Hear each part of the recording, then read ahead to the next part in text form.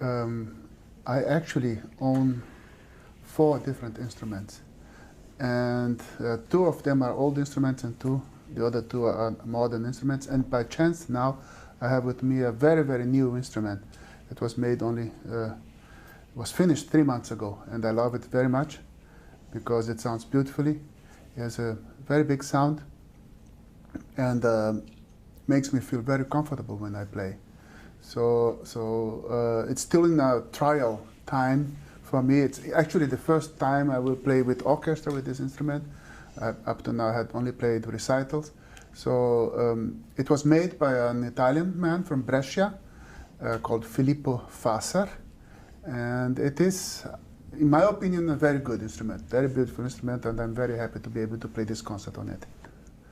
It was the decision of my father when I was still a boy.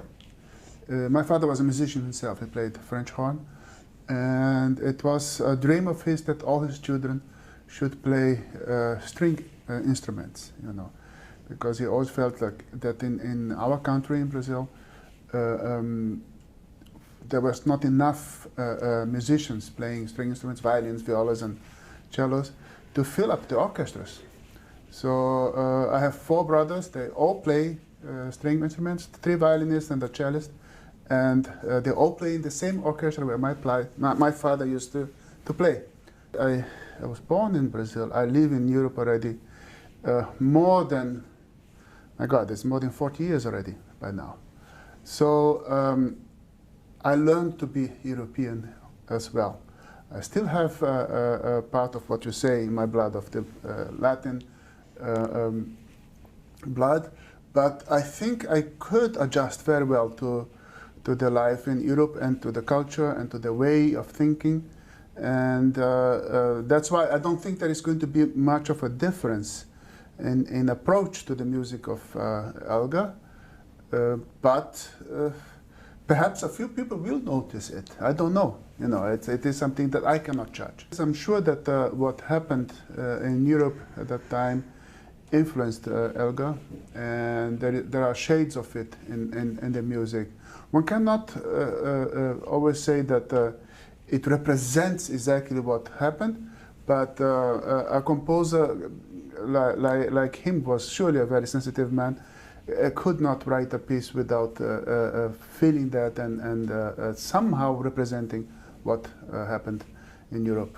Message to give, and that is the challenge for us musicians, to find out what that is and try to convey that message, which is pure emotions and expression to the public.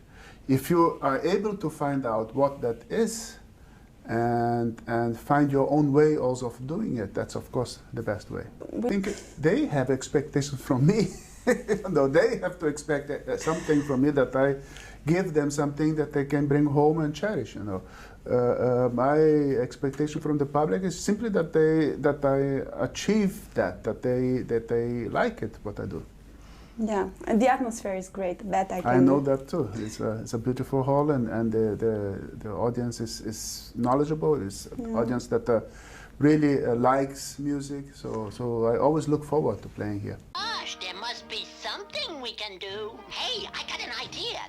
This is the General's birthday, so why don't we bake him a birthday cake?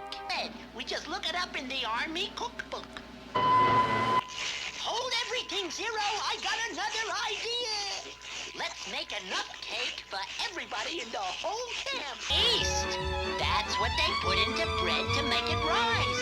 And if it works on bread, it'll work on cake.